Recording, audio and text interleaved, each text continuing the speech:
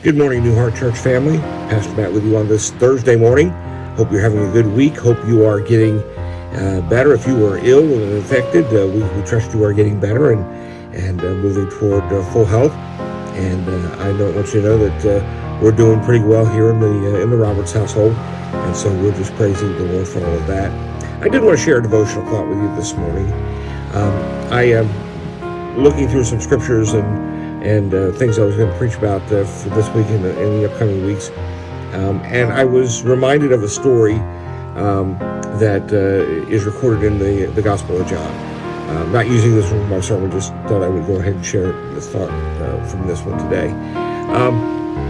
And most of the times that we read about Jesus healing in the Gospels, he's physically present and interacting with those that he heals.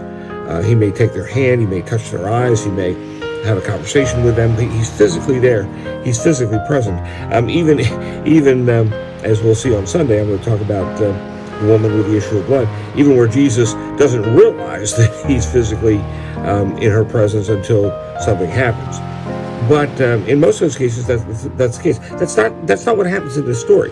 Jesus has come back to Cana, the place, of course, where he turned the water to wine. He's a big celebrity there, and they all want to see a big healing. They want to see some kind of big miracle take place. That's why the crowds were following him most of the time. They thought maybe they'd see a miracle or get fed or do something. And Jesus is approached by an official of Herod's government. And he says to him, my son is ill, near unto death, and I would like you to come heal him. Now, his son is not in Cana. His son is in Capernaum, which is about 25 miles away. That's a little bit of a detour out of Jesus' way, and Jesus chooses not to do that. What he does is he says to the official, he says, your son will live. Now, this is not just a word of prophecy. This is a word of promise and a word of power.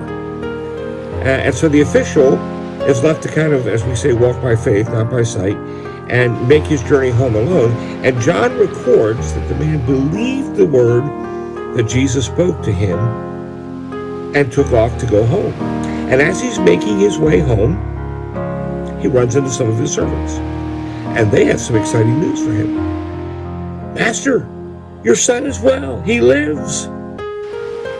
And so the official says, when did he turn the corner? When did he get better? When did he get healed?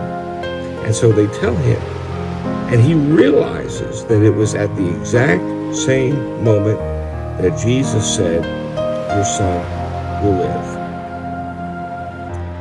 The life of faith is often lived in the space that is between promise and fulfillment.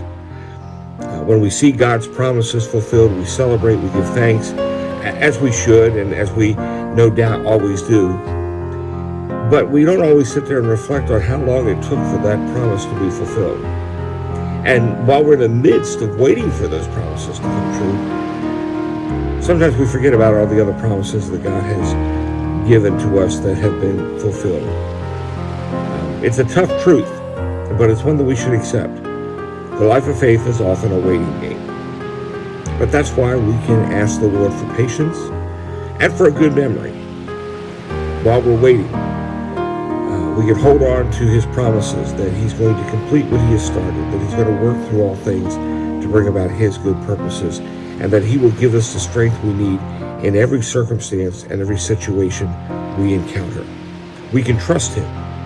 We can rely on him. As the old song says, he never has failed us yet. We won't be in the building this coming Sunday. Just Marvin and I will be there. But we will have our Zoom Sunday School class at 9:45, and we will have our YouTube worship at 10:45. And so we invite you to join us through either of those two ways. You can find our church on the web at newheartnazarene.org, and you can send us an email at newheartnazarene@gmail.com, especially if you want a Zoom invitation for the Sunday School class this coming Sunday. So God bless you. Let us know if there's anything we can do to help and to encourage you. Any prayer requests that you care to have shared, we'll be happy to do that as well. We trust you are having a great day. Look forward to connecting with everybody as best we can on Sunday. God bless you.